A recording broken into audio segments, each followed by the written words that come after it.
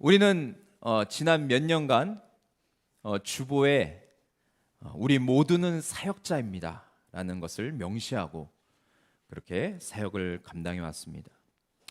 한국 교회에서 사용되는 단어 중에 평신도라는 단어가 있습니다. 이 평신도라는 단어는 나쁜 단어가 아니죠. 잘못된 단어가 아닙니다. 이 단어는 교직을 가지지 않은 일반 신자라는 의미를 갖고 있는데, 이 단어를 사람들이 사용할 때 어떻게 이 단어를 사용하냐면, 나는 그냥 평신도야. 그래서 나는 굳이 그런 일 안 해도 돼. 나는 그냥 예배만 잘 드리면 돼. 왜냐하면 난 평신도거든. 이렇게 말씀하는 분들이 많이 있죠. 교회 일은 목회자들이나 집사님들 그리고 리더들이 하는 거지. 이렇게 말하는 분들이 종종 계십니다. 그런데 여러분, 그렇지 않습니다. 우리 모두는 구원받고 하나님이신 성령님이 우리 가운데 임했습니다. 그래서 사도행전 1장 8절 말씀처럼 성령이 너에게 임하시면 너희가 권능을 받고 예루살렘과 온 유대와 사마리아 땅까지 이르러 내 증인이 된다라고 말씀하셨어요. 그러니까 성령을 받은 모든 성도들은 동일하게 증인의 삶을 살아야 됨을 말하고 있습니다. 그러면 사역은 목회자, 집사님들 또 리더만 하는 것입니까? 그렇지 않다는 것을 우리는 알 수 있습니다. 우리는 저마다 생긴 모습이 다르고 은사가 다르지만 함께 하나님의 사역을 이루어가야 되는 존재들입니다. 여러분, 그렇게 정말 생각을 하십니까? 저는 한 해를 돌아보면서 하나님께서 우리를 사역자로 부르셨는데, 우리가 주보에는 전성도 사역자라고 썼는데 우리가 정말 하나님 앞에 사역자의 모습을 가지고 살았는가라는 것을 제가 질문을 던진 적이 있습니다. 그리고 그 질문을 계속해서 지금도 던지고 있습니다. 또한 하나님께서 찾으시는 사역자는 어떤 모습을 가진 사람인가? 하나님이 바라시는 사역자, 내가 원하는, 내가 세운 기준 말고 하나님이 세운 사역자는 어떤 사람인가? 라는 것에 대해서 굉장히 궁금증을 갖게 됐어요. 그래서 그 답을 찾기를 원했는데 하나님께서 이 느헤미야 시리즈를 하면서 그 답을 제게 주셨습니다. 여러분, 위대한 사역자는 어떤 사역자가 위대한 사역자일까요? 우리는 세 가지로 그 특징을 좀 살펴보기 원하는데, 첫 번째로 진정성 있는 삶을 사는 사람입니다. 위대한 사역자는 첫 번째로 진정성이 있다는 것을 우리는 살펴볼 수 있습니다. 하나님께서 부르신 사역자는 늘 하나님 앞에서 그리고 사람들 앞에서 진정성 있는 삶을 삽니다. 예전에 신학교 총장님께서 신학생들에게 이렇게 말씀하셨어요. 그리스도인들에게서 가장 중요한 덕목, 그리스도인들에게서 가장 중요한 태도 중에 하나를 꼽자면 무엇을 말할 수 있는가? 그것은 바로 진정성이다 라고 말씀하셨어요.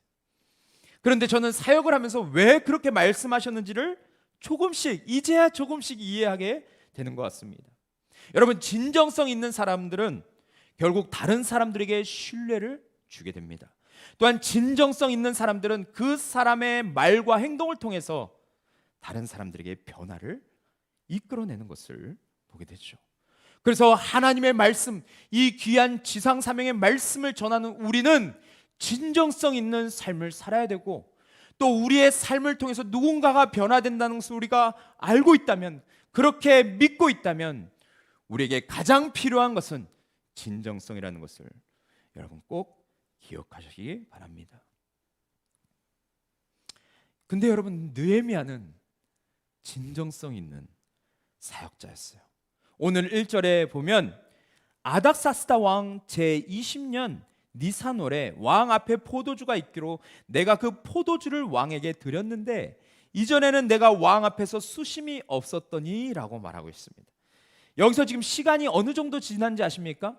예루살렘이 허물어졌다는 이야기를 듣고 난 다음에 지금 시간이 4개월이나 지났어요. 그것을 어떻게 알 수 있냐면 1장에서는 1장 1절에 기슬월이라고 이야기를 했습니다. 제가 저번에도 설교를 했듯이 기슬월은 11월에서 12월입니다.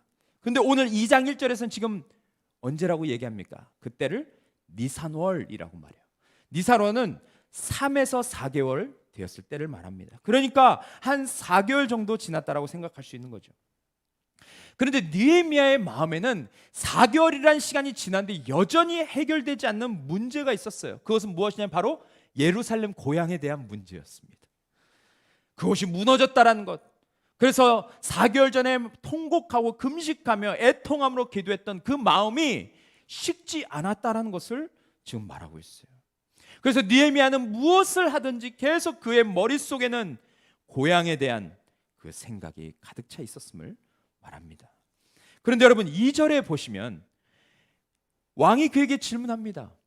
왕이 내게 이르되 내가 병이 없거늘 어찌하여 얼굴에 수심이 있느냐? 이는 필연 내 마음에 근심이 있음이로다 하더라. 그때 내가 크게 두려워하여 라고 말하고 있어요. 지금 왕이 느헤미야의 표정을 살핀 후에 뭔가 이상한 느낌이 든 거죠. 병이 없는 것 같은데 왜 저렇게 걱정하고 왜 저렇게 수심이 가득한가? 왕이 궁금했습니다. 그래서 그것을 물었을 때 그때에 느헤미야가 크게 두려워했다라고 성경은 말하고 있어요. 여러분 왜 느헤미야가 왕이 너가 왜 이렇게 근심하냐? 라고 물었을 때 왜 느헤미야가 그렇게 크게 두려워했을까요? 그것은 이 당시에 종은 왕 옆에 있는 종들은 왕 앞에서 기분이 좋지 않은 표정을 드러내는 것이 금지 사항이었습니다. 우리는 우리 표정을 늘 우리가 원하는 대로 다 이렇게 내색하잖아요. 그렇죠? 다 이렇게 표출하잖아요. 그런데 이 당시의 종들은 왕 앞에서 항상 미소를 짓고 있어야 됐어요. 근심하는 그런 얼굴 표정을 지으면 안 됐어요. 혹시 왕이 내 표정을 보고 기분이 나빴을 때는 그 당시 그 즉시 그 종은 죽을 수도 있는 상황이었습니다. 또한 느헤미야는 지금 어떤 직책을 맡고 있었습니까? 술 맡은 관원이었습니다. 그러니까 왕에게 들어가는 음식과 술을 이 느헤미야는 계속 먹어보고, 그렇죠, 독이 있는지 없는지를 테스트하는 것이 이 느헤미야의 역할이었습니다. 그런데 느헤미야가 근심하고 있습니다. 수심이 가득 차 있어요. 왕이 어떤 생각을 하겠습니까? 네가 마음이 바뀌었냐? 혹시 음식에 누가 독을 넣었냐? 그렇게 의심하지 않겠습니까?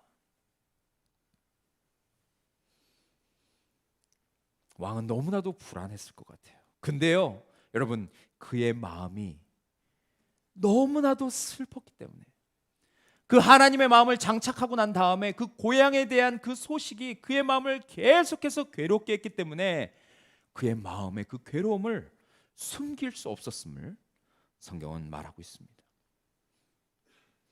그의 눈과 마음은 오로지 예루살렘을 향하고 있었어요. 그는 계속해서 진정성 있는 모습을 가지고 하나님과 왕 앞에 서 있는 모습을 우리는 보게 됩니다. 이재철 목사님이 쓴 목사 그리고 목사직이라는 책에 이런 글귀가 있습니다. 제가 한번 읽어보겠습니다. 잘 들어보십시오. 목사들에게 하는 이야기입니다. 그대가 지금 담임하는 교회는 그대가 선택한 교회가 아니다. 하나님께서 그대를 믿으시고 그대에게 맡기신 교회다. 그 교회, 교인들을 위한 업으로 그대의 삶을 바치라고 말이다. 그러므로 그대에게는 그 교회가 그대의 땅끝이다. 그대는 그대의 임기가 다하기까지 그대의 생명을 걸고 그대의 땅끝인 그 교회를 지켜야 한다.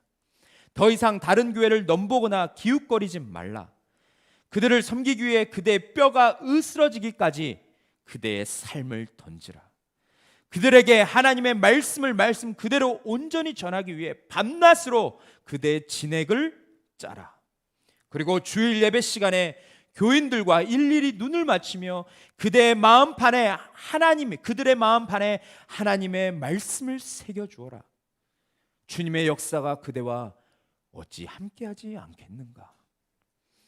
저는 여러분 이 글귀를 여러분 들으시면서 어떤 생각이 드셨습니까? 저는 이 글귀를 읽으면서 정말 하나님 앞에 제 자신을 회개하게 됐어요. 얼마나 내가 부끄러운 존재인지를 알게 되었습니다. 그리고 내 안에 정말 하나님을 향한, 우리 성도들 향한 진정성이 내 안에 부족하구나. 정말 하나님, 제 안에 이러한 모습이, 이러한 마음이 없음을 하나님 앞에 고백할 수밖에 없었습니다. 하나님께서 저를 소명하셔서 하나님께서 저를 이곳에 불러주셨습니다. 천사도 흠모하는 그 직책을 제게 허락해 주셨습니다. 천사는 영혼 구령하는 것을 하나님께서 천사에게 맡기지 않으셨지만 이 시대의 목회자들에게, 이 시대의 성도들에게는 그 귀한 사명을 주셨잖아요. 그런데 하나님께서 주신 이 귀한 직책을 정말 감사하며 제가 서 있는 이곳이, 이 교회가 땅끝이라는 생각을 가지지 않고 살았던 저의 모습을 돌아보게 되었습니다. 매주 설교할 때 나의 진액을 짜서 설교하라고 하는데 그러지 못한 모습들, 그리고 하나님의 말씀을 탁월하게 전달하고 성도들의 마음에 새기는 설교자가 되라고 말하고 있는데 그렇게 살지 못했던 저의 모습. 다시 말해서 하나님과 성도들 앞에서 정말 진정성 있는 모습으로 사역해야 함을 알지만 그렇게 하지 못하는 저의 모습을 보게 되었습니다.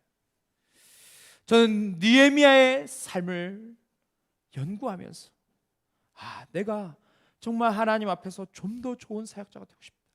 하나님께서 내게 기회를 주시면 올해 마지막까지, 아니 내년에는 더 하나님께서 찾고 찾으시는 그런 목회자, 그런 사역자로 내 삶을 더 하나님 앞에 드리고 싶다라는 그런 마음이 들게 되었습니다. 여러분은 어떠십니까? 여러분은 하나님을 인식하며 진정성 있는 그런 성도의 삶을 살고 계십니까? 느헤미야처럼 하나님의 마음을 알고 무너진 성벽을 재건하기 위해서 여러분 정말 여러분의 마음을 쏟고 계십니까? 내 삶이 무너질 수 있어도 하나님의 성벽은 무너지면 안 된다라는 그런 간절한 마음, 그런 애통하는 마음을 가지고 여러분 살고 계십니까? 세상의 지탄 속에서도 예배를 향한 나의 마음은 누구도 꺾을 수 없어. 올해 헌신한 부분에 있어서는 마지막까지 주님의 마음으로 그것을 끝까지 감당할 거야 라고 하는 마음이 여러분 안에 진정이 있으십니까? 하나님과 사람들 앞에서 우리는 그런 모습을 가지고 나는 성도라고, 나는 그리스도인이라고, 나는 하나님의 사람이라고 그렇게 말씀하시며 살고 계십니까? 오늘 느헤미야는 그의 삶을 통해서 두 번째로 그가 위대한 사역자였다라는 것은 두 번째로 지혜와 용기를 겸비한 삶을 보면 알 수 있습니다. 지금 느헤미야는 자칫 잘못하면 죽을 수 있는 상황이었습니다. 왕에게 자칫 잘못 말하면 왕에게 오해를 사서 그는 죽을 수도 있는 상황이었습니다. 하지만 그는 자신이 왜 이렇게 근심할 수밖에 없는지를 말하고 있습니다. 그런데 그의 말을 잘 들어보시면 여러분 참 지혜와 용기가 남다르다는 것을 우리는 깨달을 수 있습니다. 3절 보십시오. 우리 3절 같이 한번 읽어보겠습니다. 시작. 내 조상들의 묘실이 있는 성읍이 이제까지 황폐하고 성문이 불탔사오니 내가 어찌 얼굴에 수심이 없사오리까 하니. 아멘. 지금 느헤미야는 왕에게 말할 때 여러분 잘 보십시오. 예루살렘이라고 그 지명을 말하지 않습니다. 오히려 뭐라고 말합니까? 자신의 조상들의 묘실이 있는 성읍이라고, 내 고향이라고 그렇게 말을 꺼냅니다. 그러면서 무엇을 얘기하고 있습니까? 그곳이 제 고향이, 왕이시여 제 고향이 지금 황폐해졌고 불이 탔습니다. 그 안타까운 상황을 그 왕에게 지금 설명하고 있습니다. 그런데 그가 이렇게 말한 이유가 있습니다. 그것은 이 당시에 아닥사스다 왕은 예루살렘에 대해서 그렇게 좋지 않게 생각했습니다. 그 이유는 우리가 에스라 말씀을 보면 알 수 있는데, 에스라 4장 8절 보면 그 방백 르훔과 서기관 심세가 아닥사스다 왕에게 예루살렘 백성들이 얼마나 잘못됐는지 고발하는 그런 글을 적고 있습니다. 그러면서 왕에게 무엇을 얘기하냐면 12절부터 왕에게 아레나이다, 당신에게서 우리에게로 올라온 유대 사람들이 예루살렘에 이르러 이 폐역하고 악한 성읍을 건축하는데 이는 그 기초를 수축하고 성곽을 건축하오니 이제 왕은 아시옵소서. 만일 이 성읍을 건축하고 그 성곽을 완공하면 저 무리가, 저 이스라엘 백성들 유대 사람들이 다시는 조공과 관세와 통행세를 바치지 아니하리니 결국 왕들에게 손해가 되리이다. 우리가 이제 왕궁의 소금을 먹음으로 왕이 수치당함을 참아보지 못하여 사람을 보내 왕에게 아뢰오니 왕은 조상들의 사기를 살펴보시면 그 사기에서 역사책입니다. 그곳에 이 성읍은 패역한 성읍이라 예로부터 그 중에 항상 반역하는 일을 행하여 왕들과 각 도에 손해가 된 것을 보시고 아실지라 이 성읍이 무너짐도 이 때문이라. 마지막 16절, 이제 감히 왕에게 아뢰오니 이 성읍이 중건되어 성곽이 준공되면 이로 말미암아 왕의 강 건너편 영지가 없어질 것입니다 라고 그렇게 말했습니다. 이 12절부터 16절의 핵심 무엇입니까? 예루살렘 백성들이 만약에 성벽을 완공하면 저들이 왕에게 세금을 내지 않을 거다라고 말하는 거죠. 또한 역사를 보면, 역사책에 보면 한번 보십시오. 그들은 항상 반역했던 자들입니다. 그러니 조서를 내려서 성벽을 완공하지 못하도록 해야 합니다. 그렇게 말했죠. 그래서 아닥사스다 왕이 조서를 내려서 성벽을 재건하는 것을 중단해라, 그렇게 말했던 것입니다. 근데 여러분, 이 사실을 누가 알고 있었습니까? 바로 왕 옆에서 느헤미야는 그것을 알고 있었어요. 그래서 그는 왕에게 처음부터 예루살렘이 황폐하게 됐습니다, 예루살렘 성벽이 불탔습니다, 성문이 불탔습니다라고 말하지 않고 조상들의 묘실이 있는 성이라고 그렇게 지혜롭게 말할 수 있었던 것입니다. 그런데 왕이 그 이야기를 쭉 듣고 뭐라고 얘기했습니까? 4절 중요한 말씀이 나옵니다. 한번 같이 읽겠습니다. 시작. 왕이 내게 이르되 그러면 내가 무엇을 원하느냐 하시기로 내가 곧 하늘의 하나님께 묵도하고. 아멘. 여러분, 우리는 이 말에 대해서, 이 말씀에 대해서 그렇게 중요하게 생각하지 않습니다. 하지만 실제로 이 말은 느헤미야가 하나님께 간절히 기도했던 내용이었어요. 그가 처음 예루살렘에 대해서 이야기를 들었을 때부터, 제가 4개월이 지금 지났다고 했는데 4개월 동안 이 부분을 놓고 느헤미야는 간절히 기도했습니다. 하나님은 온 우주, 온 천하를 다스리시는 하나님이심을 믿습니다. 하나님은 왕들도 다스리시고 왕들 중에 왕이심을 제가 믿습니다. 부족한 종이 기도하오니 하나님 왕의 마음, 아닥사스다 왕의 마음을 움직여 주셔서 이 종이 은혜를 입게 도와주십시오. 그 왕이 저를 도와줄 수 있도록 하나님 그의 마음을 움직여 주십시오 라고 그렇게 간절히 그는 그의 소원을 하나님께 아뢰었습니다. 그런데 지금 왕이 무엇을 말했습니까? 네가 무엇을 원하느냐? 이 말을 느헤미야가 들었을 때 그의 가슴이 어땠겠습니까? 그의 가슴 아마 쿵쾅쿵쾅 요동쳤을 거라 저는 생각합니다. 그리고 이제 그토록 그가 하나님께 아뢰었던 그 때가, 하나님께서 그 닫혔던 문을 여시는 그 때가 되었음을 그가 알게 되었죠. 그런데 여러분, 느헤미야는 바로 마음에 있는 이야기를 하지 않고 어떻게 합니까? 4절 후반절 보시면 거기 주황색 글씨에 이렇게 되어 있습니다. 내가 곧 하늘의 하나님께 묵도하고 라고 말하는 것을 보게 됩니다. 그는 잠시나마 눈을 감고 하나님께 기도했어요. 여러분도 이러한 경험이 있으십니까? 그토록 내가 기다리던 일이 이루어지려고 할 때, 또 너무나도 좋은 기회가 내게 주어졌을 때, 또 때로는 내 힘으로 감당할 수 없는 일이 내 앞에 펼쳐질 때, 내 힘으로, 내가 가진 것으로, 내 주변에 있는 지인으로도 그 문제를 해결할 수 없는 일이 있을 때, 여러분 그 순간 여러분 눈을 감고 마음을 다해서 하나님 앞에 기도하신 적이 있으십니까? 어제 청년들과 함께 모임을 가졌는데 한 자매가 이런 이야기를 했어요. 이번 기말고사 시험을 보는데 인터넷으로, 컴퓨터를 이용해서 시험을 봐야 됩니다. 그런데 이상하게도 자기 비밀번호를 적었는데 계속해서 아니다라는 메시지가 뜬 거예요. 내가 쓸 수 있는 비밀번호는 이거밖에 없는데 다 썼는데도 안 된다는 거예요. 그런데 시험 시간이 이제 다가오잖아요. 얼마나 힘들었겠습니까? 얼마나 등에 식은땀이 흘렀겠습니까? 그래서 계속 했는데 안 된다는 거예요. 그럴 때 어떻게 하시겠습니까? 여러분, 이번 시험은 주님이 보지 말라나 보다, 그렇게 생각하시고 과감하게 컴퓨터를 끄고 편하게 주무시겠습니까? 근데 그 자매가 이번 주에 기도에 대한 말씀을 듣고, 저번 주에 기도에 대한 말씀을 듣고 잠시 눈을 감고 하나님 도와주세요, 하나님 도와주세요, 제가 시험 볼 수 있도록 도와주세요 라고 기도했다는 거예요. 그런데 놀랍게도 그 자매가 이렇게 고백했어요. 그렇게 기도했는데 자기가 혹시 자기가 소문자로 항상 비밀번호를 적었는데 혹시 대문자로 적지 않았을까라는 그런 마음을 주셨대요. 그래서 컴퓨터 기능을 하나를 바꿔서 대문자로 해서 했는데 어떤 일이 벌어졌겠습니까? 됐습니다, 이런 메시지가 뜬 거죠.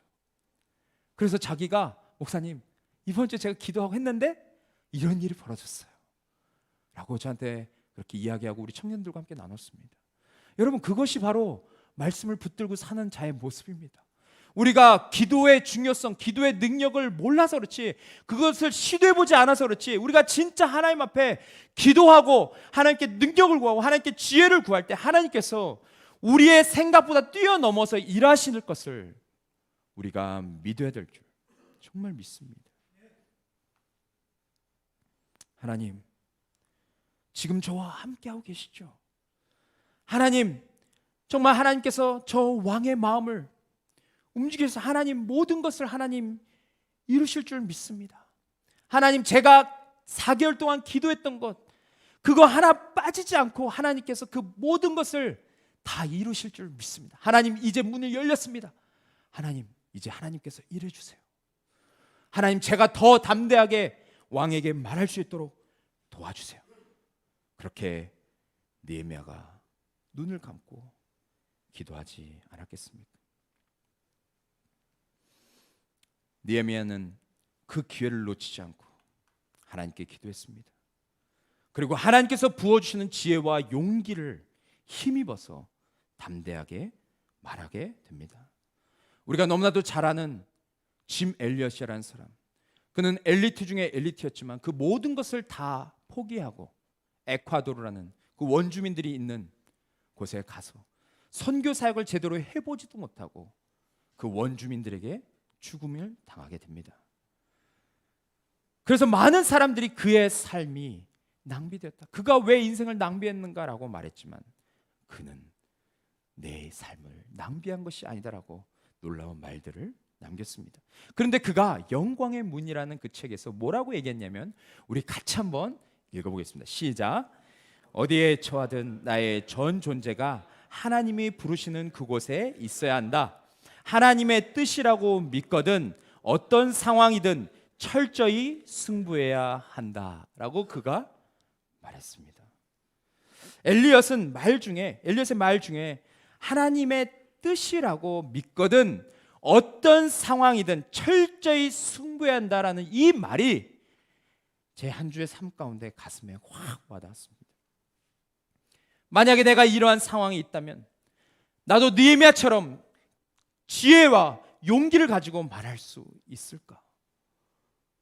내가 잘못 말하면 내 목숨이 날아갈 수 있고 그 직책에서 해고될 수도 있는데, 그런 상황 속에서도 내가 하나님께 주신 마음을 내가 그 왕에게 말할 수 있을까?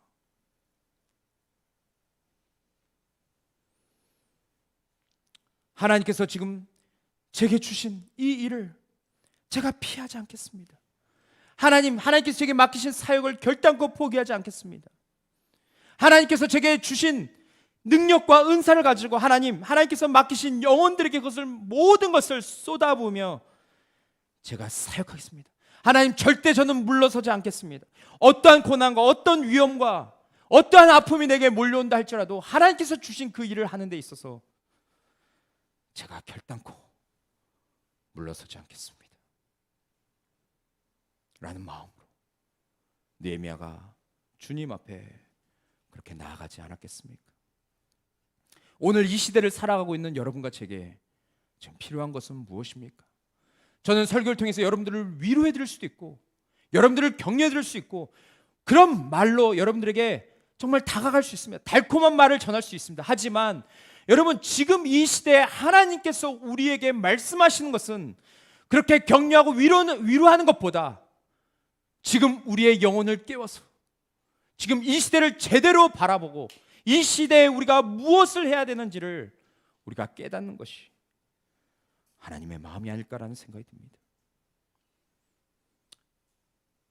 복음을 전하기 어렵다고 말하고 세상의 눈치를 보며 사역하고 있는 우리가 지금 갖춰야 하는 모습은 무엇입니까? 그것은 바로 하나님께서 우리에게 공급하신 그 지혜와 용기가 우리에게 지금 절대적으로 필요하다라는 것입니다. 진리를 감추지 않고 옳은 길을 따르는 사람들, 남들이 안 된다고 말할 때도 하나님께서 가라고 하시면 그 길을 선택하는 사람들, 하늘이 무너진 것 같다고 여겨질 때도 하나님께 나아가면 소망이 있음을 확신하며 살아가는 사람들, 이러한 사람들을 하나님께서 지금 이 시대에도 사용하지 않으시겠습니까? 이러한 사역자가 무너진 성벽을 재건하는 일에 쓰임받지 않겠습니까? 지금까지 우리가 함께 나눈 핵심 내용은 두 가지입니다. 위대한 사역자의 특징, 첫 번째 무엇입니까? 바로 진정성 있는 사람이고, 두 번째는 지혜와 용기를 겸비한 사람, 그런 사람들이 위대한 사역자의 삶을 살게 됨을 말했습니다. 마지막은 무엇일까요? 세 번째는 바로 기도하며 준비하는 삶을 살아가는 사람들입니다. 그런 사람들이 위대한 사역자의 삶을 살 수 있습니다. 여러분, 이런 말을 들어보신 적이 있으십니까? 순간의 선택을 위해서 평생을 준비하라. 저는 이 문장이 참 마음에 와닿습니다. 그 짧은 순간의 기회를 얻기 위해서 오랜 시간을 준비한 사람들, 저는 그런 사람들이 있다면 정말 박수를 쳐주고 싶습니다. 이러한 사람들은 반드시 그러한 기회를 쟁취하게 되고 더 훌륭한 자리로 나아갈 수밖에 없죠. 그런데 이 말이 담고 있는 의미처럼 지금 우리도 앞으로의 삶을 위해서 지금부터 준비해야 하는 것입니다. 준비하는 사람은 반드시 그 기회를 잡게 되어 있습니다. 하지만 준비하지 않는 사람, 그런 사람은 기회를 붙잡을 수가 없죠. 하나님께서 아무리 우리에게 기회를 주신다 할지라도 준비하지 않은 사람은 그 기회를 사용할 수가 없습니다. 그런데 오늘 본문에 보시면 느헤미야의 삶에 놀라운 점이 많지만 그의 태도 중에 중요한 좋은 태도 중에 하나는 그는 철저히 준비하는 사람이었다라는 것입니다. 어떻게 알 수 있습니까? 우리가 5절에 보시면 5절에서 이렇게 말하고 있습니다. 왕에게 아뢰되 왕이 만일 좋게 여기시고 종이 왕의 목전에서 은혜를 얻어 싸우면 나를 유대 땅 나의 조상들의 묘실에 있는 성읍에 보내어 그 성을 건축하게 하옵소서. 그는 자신의 청사진을 정확하게 말합니다. 왕이시여, 왕이 괜찮으시다면 제가 가서 성을 건축하게 해달라고 그는 간곡하게 부탁합니다. 그리고 6절이 이어서 무엇을 말합니까? 우리 같이 한번 읽겠습니다. 시작.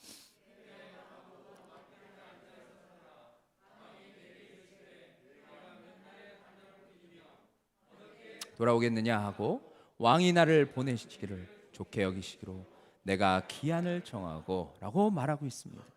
지금 무엇을 말하고 있습니까? 왕은 느헤미야에게 그럼 네가 언제 돌아올 수 있을지를 묻고 있습니다. 근데 그때 느헤미야는 왕에게 이렇게 말하죠. 왕이시여, 제가 아직 그곳을 가보자 잘 모르겠습니다. 제가 아직은 좀 그림이 나오질 않는데 나중에 제가 가서 그 상황을 보고 말씀드리겠습니다. 이렇게 말한 것이 아니었습니다. 그는 오히려 왕의 그 질문을 예견한 것처럼 정확하게 그 왕이 원했던 대답을 하고 있습니다.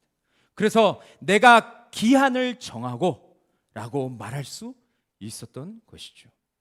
그는 출발해서 성벽을 재건하고 언제쯤 돌아올지를 철저히 계산했습니다. 그리고 이러한 준비도 기도하면서 하나하나 준비한 것임을 우리는 알게 되죠. 그런데 그는 여기에서 그치지 않습니다. 7절, 8절 보면 더 놀라운 말을 합니다. 우리 7절, 8절 우리 같이 함께 읽겠습니다. 시작.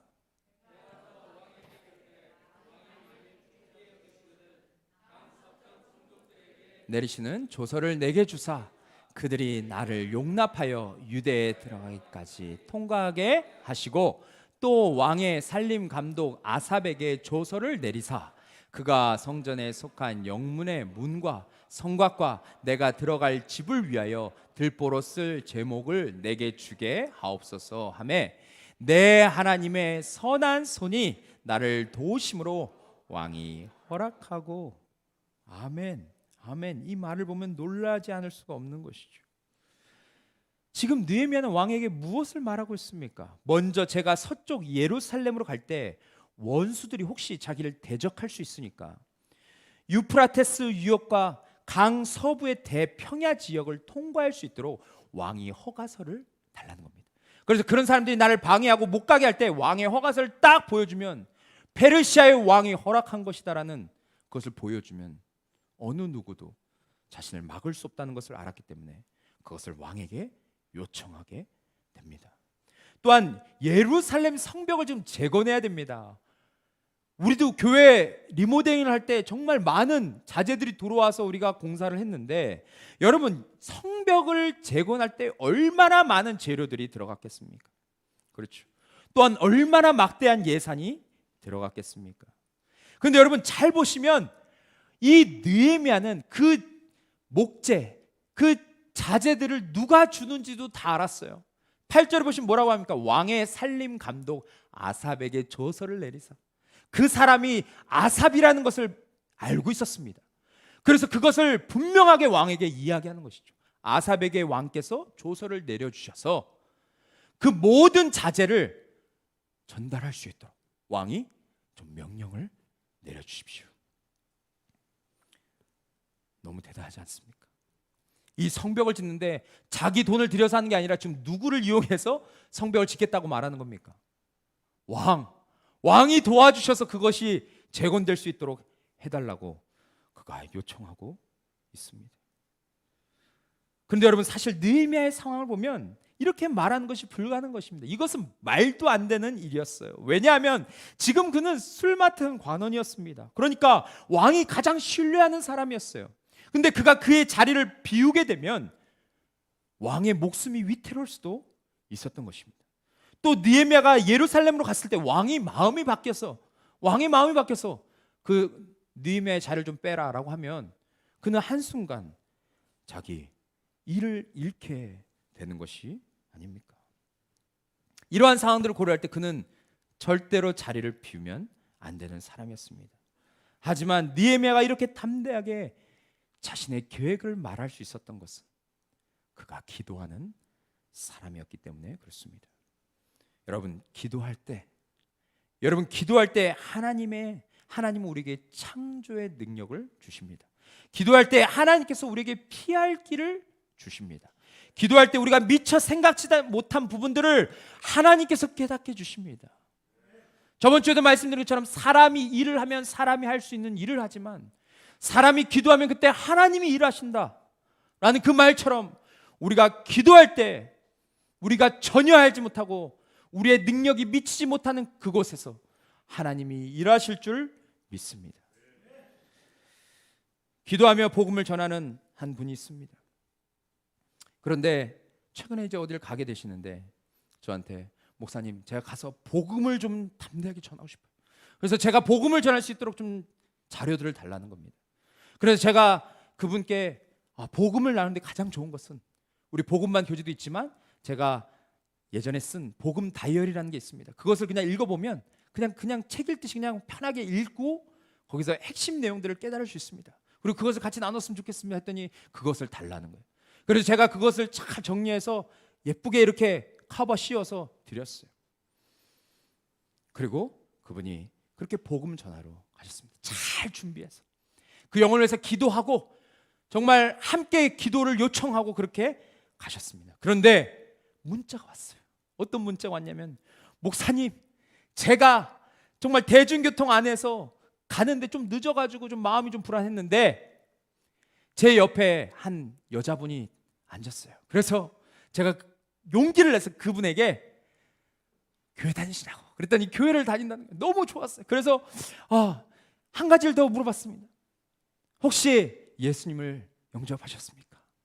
예수님을 만나셨습니까? 그랬더니 그분이 저는 교회 집사인데 아직 예수님을 영접하지 못했다라는 이야기를 했다는 거예요. 그래서 이분이 주저하지 않고 그 순간 그분에게 복음을 전했다. 제가 그 문자를 받고 제가 약간 좀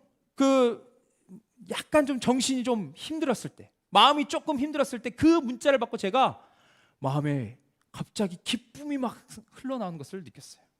그런데 거기서 그치지 않고 제가 또 오후에 사람들을 만나서 이야기를 하고 있는데 문자가 또 왔습니다. 문자를 봤더니 그분이 또 그런 얘기하는 거예요. 목사님, 택시 타고 가는데 택시 운전하시는 기사님에게 제가 또 복음을 전했습니다.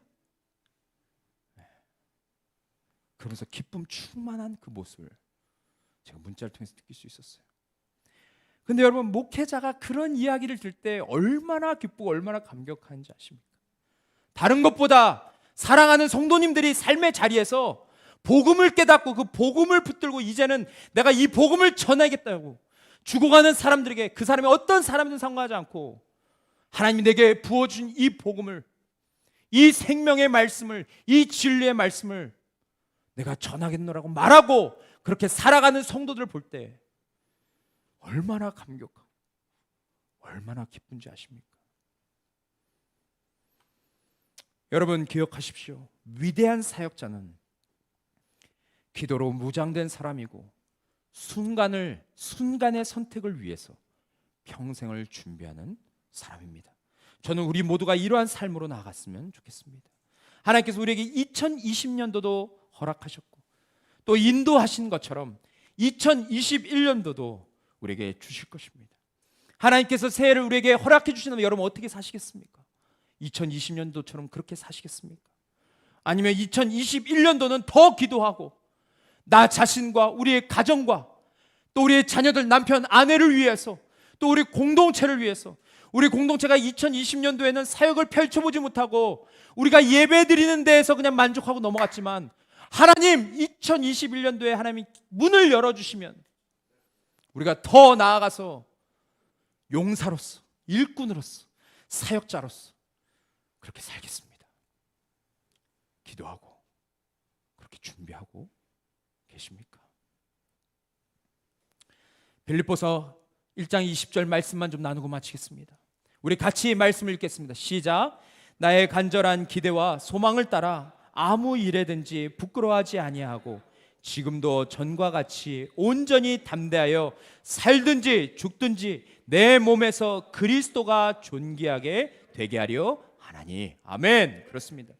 이것이 바로 그리스도인들의 삶이고 우리가 나아가야 할 유일한 목표임을 여러분 기억하시기 바랍니다.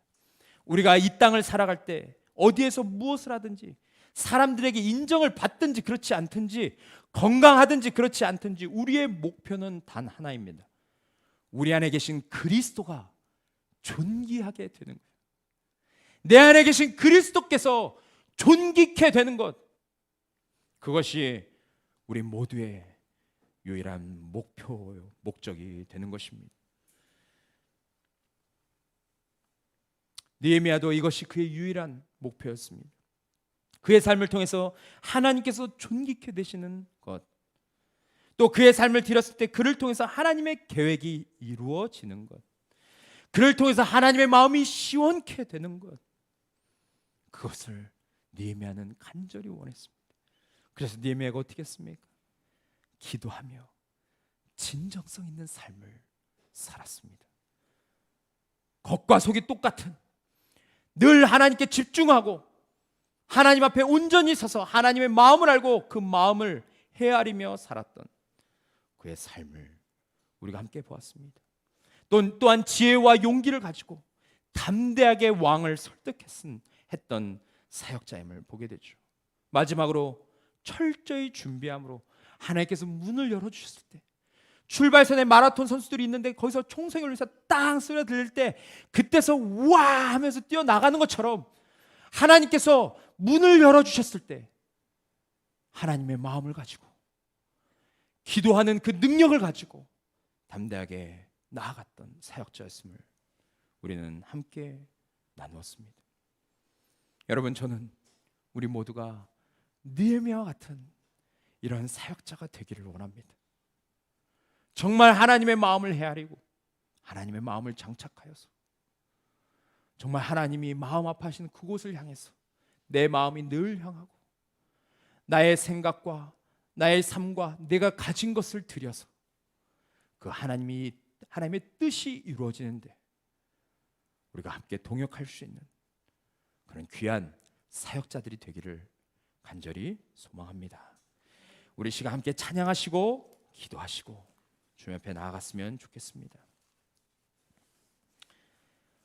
우리 부름받아 나선 이 몸, 우리 찬양하실 때 우리 성도님들 가사를 생각하시면서 그냥 찬양하는 것이 아니라 가사를 묵상하시면서 주님이 보내신 곳이 아골골짝 빈들이라 할지라도 제가 주님 보내시면 가겠습니다 라는 그런 결단과 함께 찬양하며 나갔으면 좋겠습니다. 함께 찬양하겠습니다.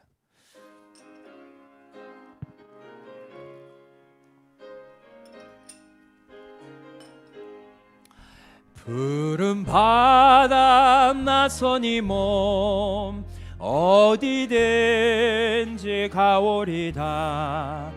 괴로우나 즐거우나 주만 따라가오리니 어느 누가 막으리까 죽음인들 막으리까 어느 누가 막으리까 죽음인들 막으리까 아굴골짝 빈들에도 아멘 복음 들고 가오리다.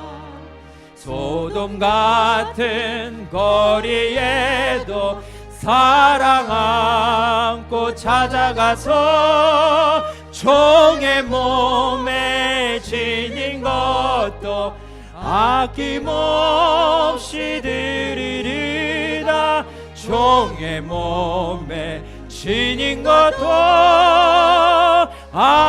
아낌없이 드리리다. 존귀 영광 모든 권세 주님 홀로 받으소서. 아멘. 멸시천대 십자가는 제가 지고 가오리다. 이름 없이 빛도 없이 감사하며 섬기리다. 이름 없이 빛도 없이 감사하며 섬기리다. 아멘. 우리 이 시간 함께 좀 하나님 앞에 결단하며 기도하며 나아가겠습니다. 하나님, 오늘 우리에게 들려주신 이 말씀, 느헤미야를 통해서 하나님 우리에게 깨닫게 하신 말씀, 하나님 다시 한번 우리가 마음에 새깁니다. 하나님께서 우리를 사역자로 불러주시고 이 땅에 수많은 교회들이 있지만 하나님께서 우리를 함께 세워가는 교회에 보내주시고 이곳에서 함께 몸을 이루게 하시고 이곳에서 구원받게 하시고 하나님 함께 하나님께서 우리에게 맡기신 사명을 향하여서 우리가 손잡고 달려갈 수 있도록 도와주심을 감사합니다. 하나님, 혹시 우리가 놓친 것이 있습니까? 하나님, 우리의 삶에 무너져 있는 것들이 있습니까? 그래서 우리가 사역자로 살아가는 그 삶을 방해하는 것이 있습니까? 그렇다면 하나님, 다시 한번 하나님께서 오늘 성령께서 우리 마음을 조명하시고 빛을 비춰주실 때 하나님 다시 한번 결단하고 회개하고 하나님 앞에 다시 한번 서원하며 나아가는 시간 될 수 있도록 인도하여 주시옵소서. 그렇게 함께 기도하며 나아갔으면 좋겠습니다. 기도하겠습니다. 주님 감사합니다. 주님 감사합니다. 하나님, 우리가 하나님께서 이 존귀한 하나님의 백성으로 하나님의 사람으로 우리를 불러주시고 하나님, 이 땅에 수많은 사람들이 있지만 하나님 우리를 부르셔서 하나님의 귀한 사역을 감당하는 자로 우리를 세워주신 그 하나님의 은혜에 너무나도 감사합니다. 하나님, 우리가 무엇을 말하기에 앞서서 우리가 어떤 행동하기에 앞서서 하나님, 내가 정말 하나님이 부르신 사람이 맞는가를 우리 스스로 다시 한번 돌아보게 해주시고, 내가 정말 이 땅에 하나님의 대사로, 하나님이 정말 부르신 사역자로 하나님 우리가 온전히 그렇게 살아가고 있는가, 다시 한번 우리 마음을 돌아보게 하여 주시옵소서. 하나님의 이런 누군가가 드려질 때, 누군가가 삶을 드릴 때, 누군가가 물질을 드릴 때, 누군가가 자신의 인생을 드릴 때 하나님의 일들은 이루어집니다. 느헤미야 한 사람이 기도하고 하나님 앞에 삶을 드릴 때 하나님은 느헤미야를 통하여서 그 무너진 성벽, 하나님의 마음이 아파했던, 하나님의 마음을 아프게 했던 그 성벽을 재건했던 것을 우리가 3주 동안 살펴보았습니다.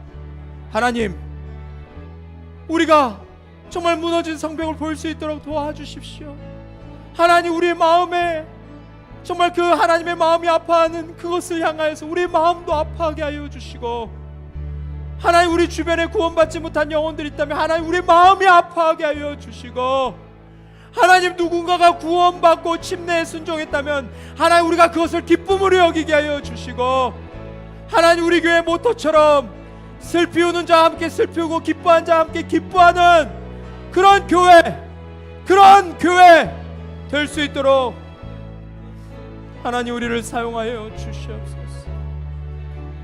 하나님, 우리가 하나님 앞에 나아가는데 장애가 되는 것들이 있다면 제거하여 주시고, 하나님, 우리 마음이 교만해서 하나님 앞에 정말 온전한 모습으로 나아가지 못하고 있다면 하나님 우리 교만한 마음을 깨트려 주시고, 하나님, 우리 육신이 연약해서 하나님 앞에 나아가지 못하고 있다면 하나님 그 육신 가운데 건강함을 허락하여 주시고, 하나님 그 모든 질병과 암과 그 모든 것에서부터 하나님 진정으로 하나님의 능력의 손이 미쳐서 치유되고 회복되는 역사를 하나님 일으켜 주시고, 하나님, 또한 우리 사랑하는 사람들 중에서 하나님에 대한 왜곡된 생각과 하나님에 대한 오해로 인해서 하나님께 나아가지 못하는 자들이 있다면 하나님 우리를 통하여서 그들의 마음이 다시 회복되고 하나님께 전심으로 나아가는 그런 자들 될 수 있도록 인도하여 주시옵소서. 오 주님, 오 주님, 그렇게 도와주십시오. 오 주님, 그렇게 우리 교회를 사용하여 주십시오. 오 주님, 우리 교회 정말 구홍자 모친님부터 우리 정말 아이들에 이르기까지 우리 모든 세대가 하나님께서 부르신 사역자로 그렇게 올해 마지막까지 충성되이 주님 섬기고, 내년에 한 해를 주님께서 우리에게 은혜로 허락해 주신다면 2021년도 하나님의 마음을 알고 함께 마음을 합해서 사역을 감당해 갈 수 있도록 도와주시옵소서. 우리의 마음이 분열되지 않게 하여 주십시오. 하나님, 사탄 마귀가 틈타지 못하도록 하여 주십시오. 사탄의 괴계가 정말 예수 그리스도의 이름으로 파하며 정말 그 주님의 온전하신 뜻과 계획만이 우리 교회를 이끌어가고, 하나님의 계획만이, 하나님의 뜻이 아버지 이 교회를 통하여서 온전히 이루어질 수 있도록 도와주시옵소서. 하나님 아버지, 감사합니다. 오늘 말씀을 통해서 하나님, 우리가 정말 어떤 사역자인지 우리 자신을 다시 한번 돌아보게 하여 주셔서 감사합니다. 하나님은 우리 안에 성령님을 주시고 우리가 하나님께서 우리에게 맡기신 그 모든 일을 감당할 수 있도록 모든 환경을 조성하시고 능력을 주시고 이미 다 이루어 주셨는데, 하나님, 우리가 정말 하나님께서 부르신 그 사역자의 모습으로 이 땅을 살아가고 있는지 우리 자신을 다시 한번 돌아봅니다. 하나님, 우리 사랑하는 교회의 모친들, 가장 연세 많으신 모친님부터 가장 나이가 어린 우리 아이들까지 아버지 전 세대가 정말 하나님의 마음을 시원케 하는 그 일에 집중하고 정말 하나님께서 우리를 교회로 부르신 그 목적을 아버지 우리가 잊지 않고 그렇게 살아가는 사역자들이 되기를 주님 간절히 원합니다.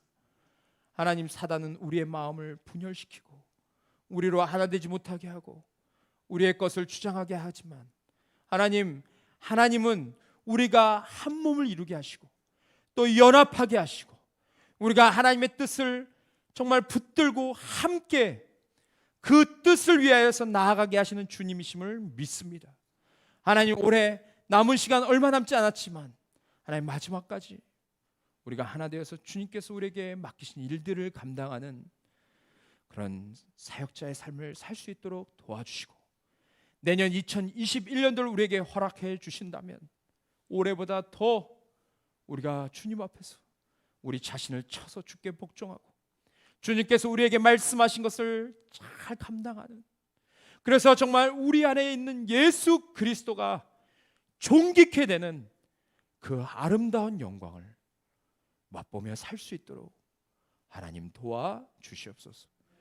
주님, 이곳에 계신 성도님들과 또 정말 방송을 통해서 예배드리시는 사랑하는 성도님들 마음을 주님께서 붙들어 주셔서 한 주 동안 더 주님 앞에서 진정성 있는 모습으로 살게 하시고, 또한 정말 늘 기도로 무장되어서 정말 하나님 앞에서 용기를 가지고 정말 담대함을 가지고 나아가서 지혜와 용기를 가지고 주님 앞에서 쓰임받는 우리 모두가 될 수 있도록 축복하여 주시옵소서.